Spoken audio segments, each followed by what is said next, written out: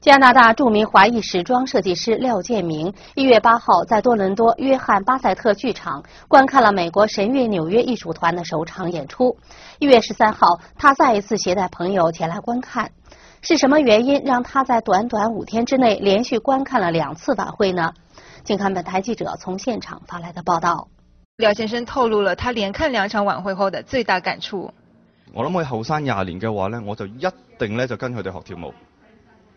因為就實在跳得太靚啦，所以如果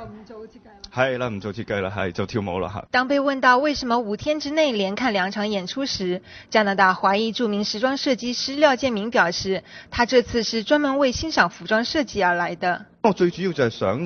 想可以咁講係學習點樣可以令到女性更加女性化，而喺我嘅男性點樣更加可以突出男性嘅魅力。咁所以我發覺中國嘅dance 嘅 costume 咧係好可以盡量令到咧就係呢個女性嘅線條咧完全係表露無遺啊，所謂。廖先生對晚會的服裝設計師讚賞有加。我覺得佢哋犀利，簡直犀利，用2個字犀利形容佢哋，因為佢哋可以響可能係好短時間，可能我知道你哋好趕啊，每半年就一個唔同嘅 show 嘛，咁可以喺半年裏邊，你哋又諗咁多舞，咁多唔同嘅故事，再加上可以，因為佢哋嘅舞步同埋佢哋嘅衫已經可以話到俾你聽個故事係乜嘢啦，咁所以佢哋其實個 designer 其實係好犀利㗎，你一定要好 talent 嘅 designer 先至可以做得到嘅，所以我好佩服佢哋。